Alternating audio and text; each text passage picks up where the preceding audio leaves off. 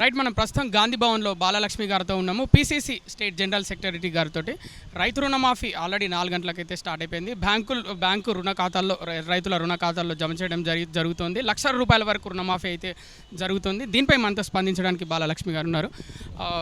చెప్పండి, ఎలా ఉంది ఇది సిచ్యువేషన్? అంటే విపక్షాలు చాలా పెద్ద ఎత్తున విమర్శిస్తున్నారు కదా, దాని నుంచి ఆ పరిస్థితుల నుంచి ఇలా రుణమాఫీ చేయడం ఎలా అనిపిస్తుంది? చాలా సంతోషంగా ఉంది. ఇవాళ కాంగ్రెస్ పార్టీ నాయకులుగా, ముఖ్యంగా ముందు నేను తెలంగాణ ఉద్యమకారునిని, మా రేవంత్ అన్న పిలుపు మేరకు ఆయన నాయకత్వంలో పనిచేయడానికి ఆయన వెనుక వచ్చినటువంటి కార్యకర్తలుగా నేను ఒక కాంగ్రెస్ పార్టీ నాయకురాలుగా చాలా సంతోషాన్ని వ్యక్తం చేస్తూ ఉన్నాను ఈ సందర్భంగా.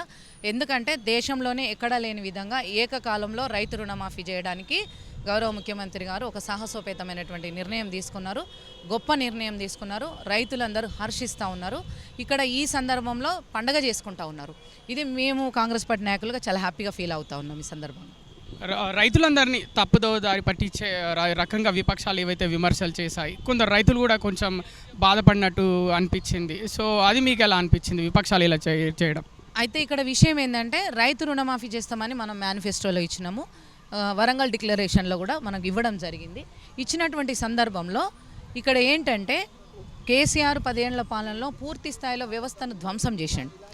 ఆర్థిక వ్యవస్థ చిన్నాభిన్నమైపోయింది. అటువంటి ఆర్థిక వ్యవస్థను ఒక పునరుద్ధరింపజేసుకొని రాష్ట్రానికి ఉన్న నిధులెన్ని, మనకు వచ్చే రాబడెంత, మనం ఇలా రైతు రుణమాఫీ చేయడం కావచ్చు, ఉద్యోగ కల్పన కల్పించడం కావచ్చు, ఉచిత విద్యుత్ కావచ్చు, ఇవాళ మహిళలకి ఉచిత బస్సు కావచ్చు, ఇవాళ గ్యాస్ సిలిండర్ విషయంలో కావచ్చు, ప్రతి ఒక్కటి ఆరోగ్యశ్రీ విషయంలో కావచ్చు, ఇచ్చినటువంటి 6 గ్యారెంటీలు ఏవైతున్నాయో వీటన్నిటికి కూడా నిధులు ముఖ్యం కదా.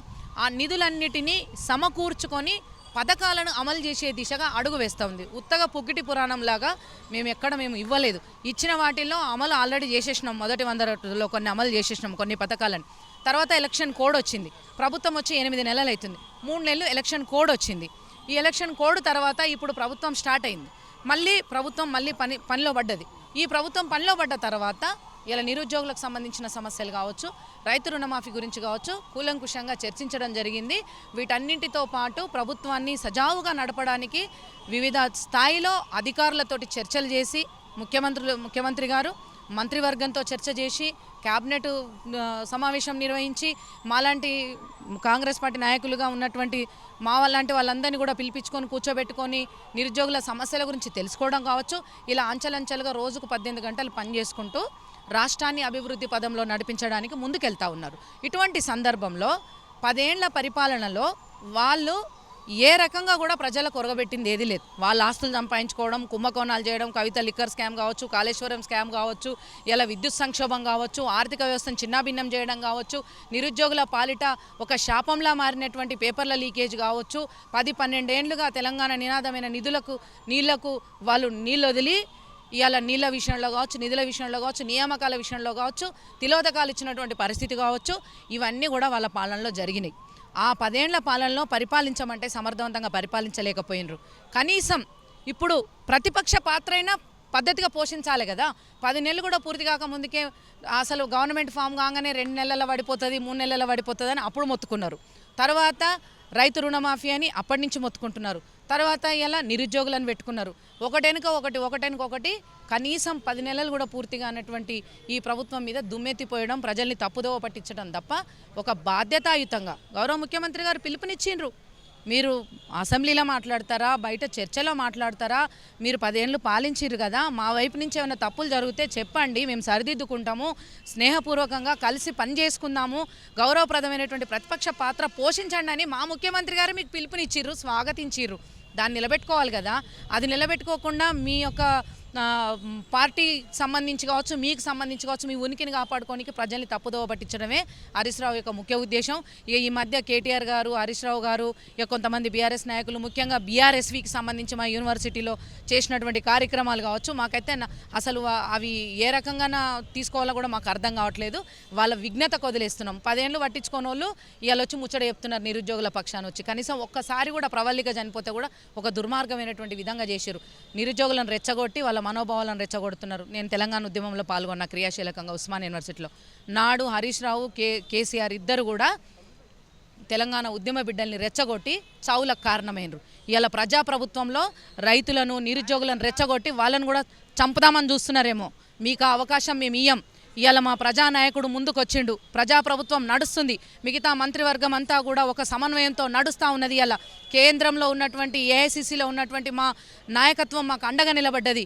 ఇలా వివిధ రాష్ట్రాల్లో తెలంగాణ గురించి గొప్పగా చెప్పుకునే స్థాయిలో ప్రభుత్వంని ముందుకు నడిపించే క్రమంలో ఇలా ప్రజాప్రభుత్వం నడుస్తుంది. ప్రజానాయకుడికి ప్రజాప్రభుత్వానికి ప్రజలే అండగా ఉన్నారు. ఖచ్చితంగా మేము సమర్థవంతంగా పరిపాలన చేసి చూపిస్తామని మా నాయకుడు చెప్తా ఉన్నాడు. వాళ్ళ పబ్బం గడుపుకోనికే ఇవన్నీ వ్యతిరేకంగా చేస్తూ ఉన్నారు. వీటన్నిటిని కూడా ప్రజలే తిప్పికొడతారు ఖచ్చితంగా. అలాగే ఏదైతే డిఎస్సి సమస్య ఉందో, నిరుద్యోగులు అభ్యర్థులు రోడ్ల మీదకి ధర్నాలు నిరసనల ద్వారా వాళ్ళ నిరసనలు వ్యక్తం చేశారు. మాకు ప్రిపరేషన్కి 3 నెలల సమయం కావాలని, అలాగే అది చేయకుండా గవర్నమెంట్ దాన్ని పోస్ట్పోన్ చేయకుండా డైరెక్ట్ ఇప్పుడు ఏదైతే ఎగ్జామ్ స్టార్ట్ చేసింది దీన్ని పక్కదారి పట్టించడానికి వెంటనే రుణమాఫీ అమలు చేసిందని కొన్ని విపక్షాలు ఆరోపిస్తున్నాయి. దీనిపై ఏమంటారు? వాళ్ళకు నేను ఇందాకే చెప్పాను కదా, పని ఏం లేదు, ఏలికేస్తే కాలికి, కాలికేస్తే ఏలికి. వాళ్ళ ప్రభుత్వంలో ఒక డిఎస్సి అన్న నిర్వహించిరా? ఇవాళ మేము డిఎస్సి నిర్వహిస్తున్నాం. ఏం చెప్పిండ్రు? గౌరవ ముఖ్యమంత్రి గారు చెప్పిండ్రు, ఉప ముఖ్యమంత్రి గారు బట్టన్న కూడా చెప్పిండ్రు. ఏమని? నోటిఫికేషన్ ఇదే చివరిది కాదు, ఇంకా ముందు కూడా నోటిఫికేషన్లు వేస్తాము. రిక్రూట్మెంట్ చేయకపోతే ప్రభుత్వ పాఠశాలలన్నీ పడవబడ్డట్టున్నాయి, మనం టీచర్ల రిక్రూట్మెంట్ కావాలి, కాబట్టి ఈ నోటిఫికేషన్ ఇలా కొనసాగనివ్వండి. నెక్స్ట్ మళ్ళీ రాబోయే రోజుల్లో ఒక 5-6 నెలల్లోనే మళ్ళీ కొత్త నోటిఫికేషన్ వేసే అవకాశం ఉంది. మేము ఆ పని చేస్తూ ఉన్నాము. ప్రతి సంవత్సరం జాబ్ క్యాలెండర్ తోటి ఫుల్ఫిల్ చేస్తాం మేము అన్ని జాబులు కూడా. కాబట్టి నిరుద్యోగులు ఎవరు అధైర్యపడొద్దు. ఎందుకంటే ముందు గ్రూప్ 1 ఉన్నది, గ్రూప్ 2 ఉన్నది. ఇలా పోస్ట్పోన్ చేసుకుంటూ పోతుంటే వయోపరిమితి, వయోభారంతో పాటుగా మీకు మీ కుటుంబాలలో ఆర్థిక భారం కూడా పెరుగుతుంది కదా. అది అర్థం చేసుకొని ఈ ఎగ్జామ్స్ అన్నీ మీరు సజావుగా నిర్వహిస్తున్నారు, సజావుగా రాసుకోండి. తర్వాత నెక్స్ట్ మళ్ళీ నోటిఫికేషన్స్ ఉన్నాయి, ఇవే చివరివి కాదు, మీరు అధైర్యపడొద్దని చెప్పి చాలా గొప్పగా ధైర్యం చెప్పిండ్రు.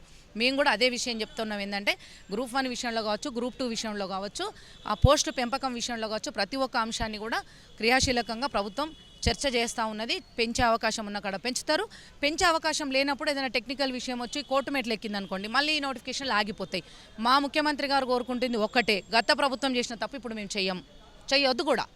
ఎందుకంటే ఏ చిన్న మిస్టేక్ జరిగినా ఖచ్చితంగా కోర్టుకు వెళ్తుంది, ఆగిపోతే ఏమవుతుంది? మళ్ళీ రిక్రూట్మెంట్ ఆగిపోతుంది. 2 రకాల నష్టం, ప్రిపేర్ అవుతున్న అభ్యర్థులకు ఉద్యోగాన్ని పొందలేని నష్టము, గవర్నమెంట్కి కూడా మానవ వనరులు అందవు కదా.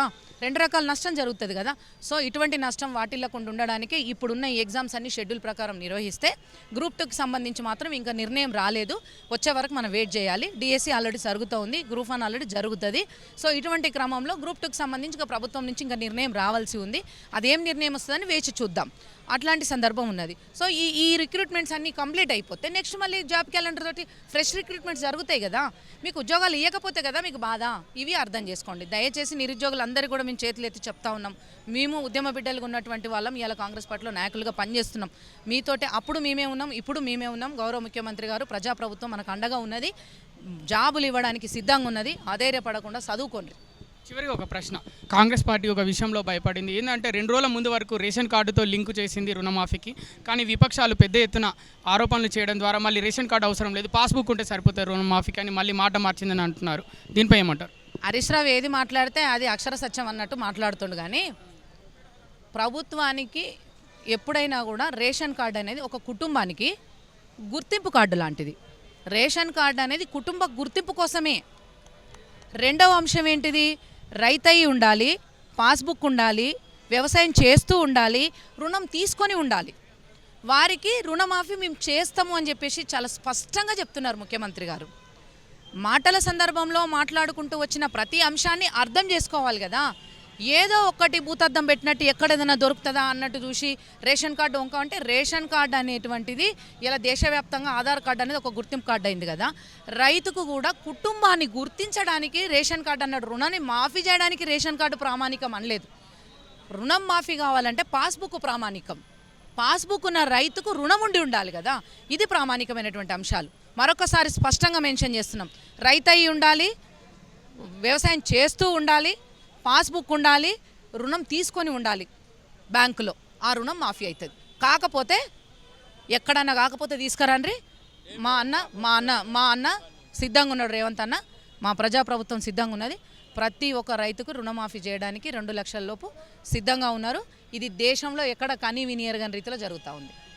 దేశంలో ఎక్కడ కనీ విని ఎరగని రీతిలో కొన్ని రాష్ట్రాల బడ్జెట్ అయితే 30,000 కోట్ల వరకే ఉంది. అలాంటిది మొదటి విడతలోనే తెలంగాణ రాష్ట్రంలో రైతులకు 7,000 కోట్ల వరకు రుణమాఫీ జరుగుతుంది. అలాగే మొత్తం 3 విడతల్లో 31,000 కోట్ల వరకు రుణమాఫీ చేస్తున్నాము. ఇది చరిత్రగా నిలవబోతుంది అంటున్నారు బాలలక్ష్మి గారు. కెమెరామెన్ నరేష్తో కృష్ణబాల, పురాలోక.